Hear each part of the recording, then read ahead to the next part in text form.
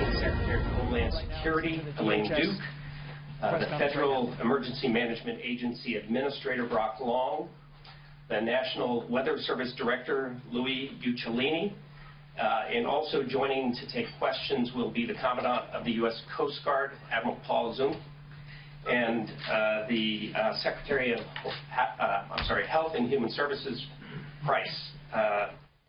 Again, the first three speakers will provide opening remarks, and then we'll open up to your questions. Just to let you know in advance, Administrator Long will be immediately heading from here to make his way down to Texas, so we should end promptly at 7:45 to allow him to get to his airplane to make it down to Texas. And with that, I will bring out our speakers. Thank you.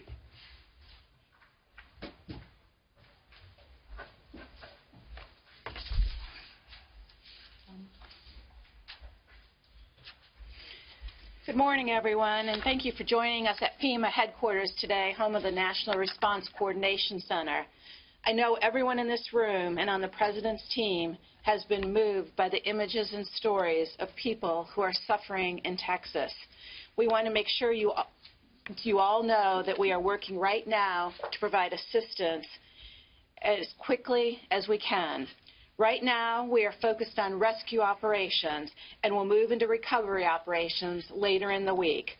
But today, we are deeply concerned with those in Houston and surrounding areas who are stranded or in need of immediate assistance.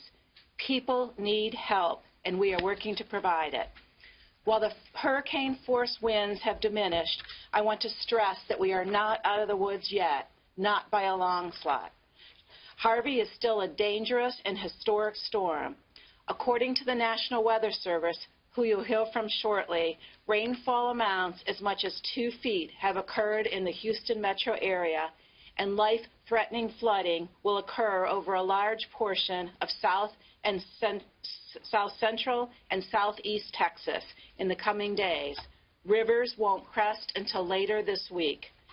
It is vitally important for those in Texas and Louisiana to monitor your local radio and TV stations for updated emergency information, and as always, listen to the direction of your local officials. If you are in the affected areas, we are asking that you please only call 911 if you have immediate need for medical attention or evacuation assistance. If local officials deem it safe, please take time to check on your neighbors and friends, particularly the elderly, who may need assistance. The department, through FEMA, has been working in close coordination with the state and local officials throughout the region for many days in preparing for Hurricane Harvey. And under the President's direction, we have made every resource available to respond to this historic storm. The partnership at every level of government has been exceptional, and I want to thank Governor Abbott and Governor Edwards for all they have done. We understand that there are challenges before us, particularly in Houston, but we are committed to getting the resources local officials need as soon as possible. Finally, I'd like to thank the thousands of civil servants, first responders, and volunteers in Texas and around the country, including those here in D.C. at FEMA, who have worked tirelessly throughout the weekend and will continue to carry out our response and recovery efforts over the weeks and months to come. You have provided a tremendous service to your fellow Americans, and we thank you.